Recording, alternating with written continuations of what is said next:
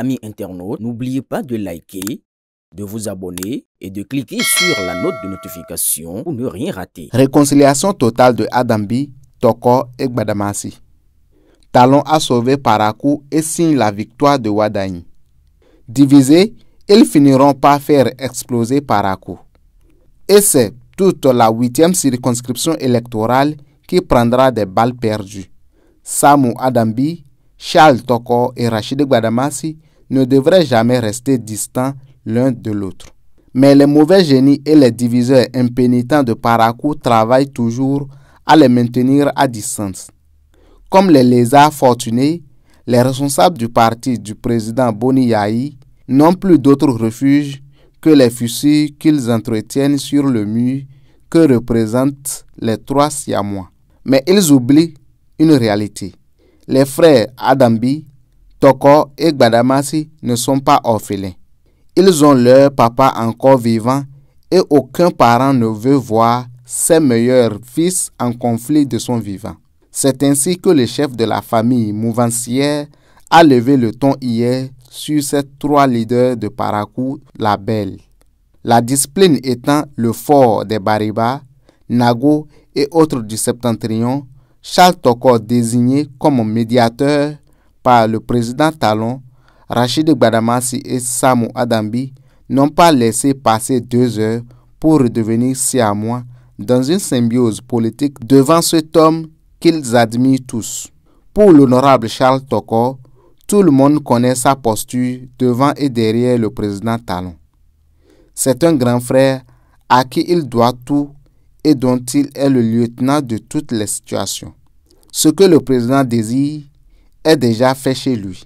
Autrement dit, il a ce don de réaliser tout ce que le président Talon lui confie avec dextérité et maestria, répondant aux exigences de sérieux qu'on connaît au patron de la rupture.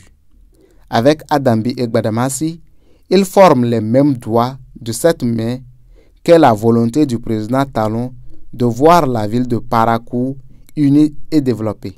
Le ministre conseiller Rachid Gbadamassi n'en dira pas moins. Je cite: « Je serai prêt à ce que tout Parakou marche sur moi si telle est la volonté de mon leader. On ne parlera plus de division à Parakou. Les élections générales sont déjà remportées. Unis, nous sommes imbattables et notre chef a bien vu.